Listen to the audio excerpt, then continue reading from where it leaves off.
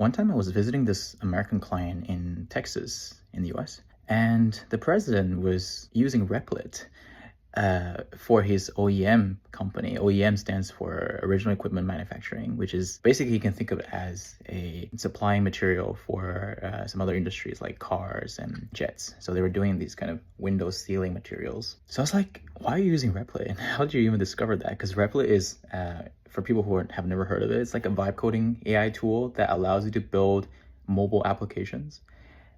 And he was like, oh, I'm just trying to automate some flows because we're using these CRMs and emails and Excels, and it just doesn't make sense for me to hire more people to do that.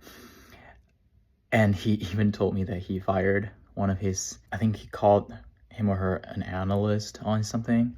He fired them because he realized that he could just save money by using these coding agent to build some workflows and doing some analysis for him.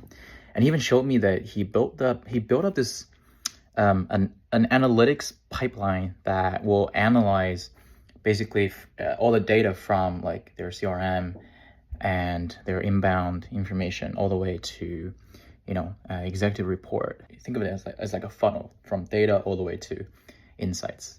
And then he scheduled it as a weekly sort of email or meeting brief to all the executives. So I went there and then I sat down with him for 2 days, right? I was like, oh, how did you become so technical? He's like, oh, I was already technical. He told me he was a senior director at one of these large tech company in the US, part of FAANG.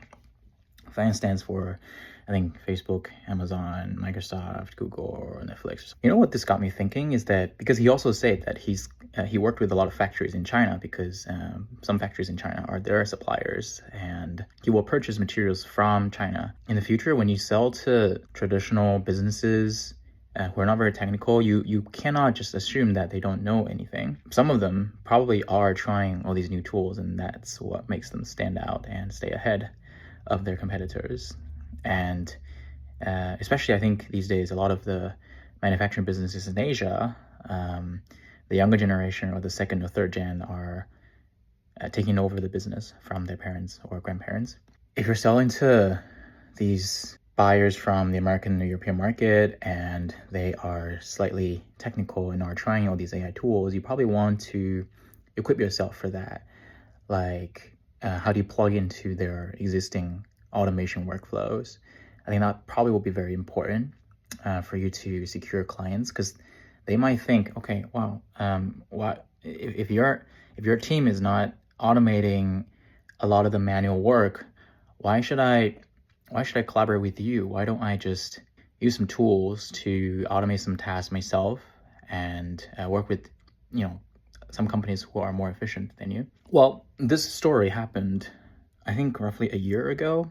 I can't disclose who they are for privacy reasons, but I think probably vibe coding has infiltrated more into all industries now. I mean, in the next 2-3 years, it will be even more adopted. Everybody should be preparing for this shift of how we improve efficiency in our companies and work with our clients. Oh, one last thing. I also remember I was asking him, does your colleagues or friends, people you're playing golf with, also use such a method? He said no, but he was trying to promote his automation method to all of his friends. I think that's why I saw a lot of YouTube channels talking about, say, NAN, workflow automation, like DeFi, all these tools, because there are some business owners who are trying to use these tools to improve their efficiency. Yeah, I'm making this video to record this story that surprised me a lot back then, and I think this could be probably helpful for you.